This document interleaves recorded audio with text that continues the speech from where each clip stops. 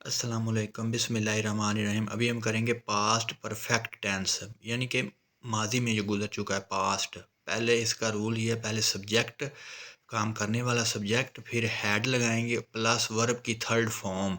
जैसे आई, मैंने, had jumped, मैंने जंप लगाया, पता नहीं कब लगाया जंप, पास्ट में, माजी में। ऐसे आई हैड प्लेड, मैंने खेला।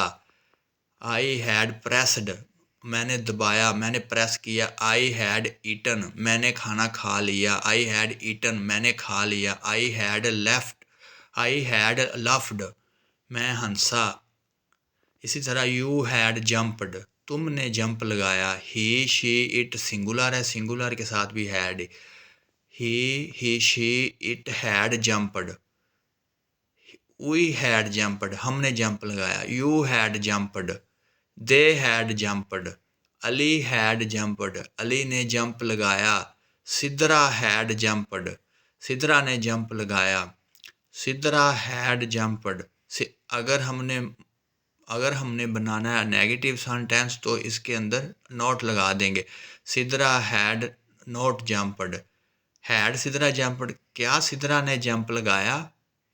इसी तरह हम अपने पास से छोटे छोटे बेशुमार सोच कर, अपने दिमाग से, अपने जहन से, अपने माइंड से बेशुमार छोटे छोटे सेंटेंस बना सकते हैं।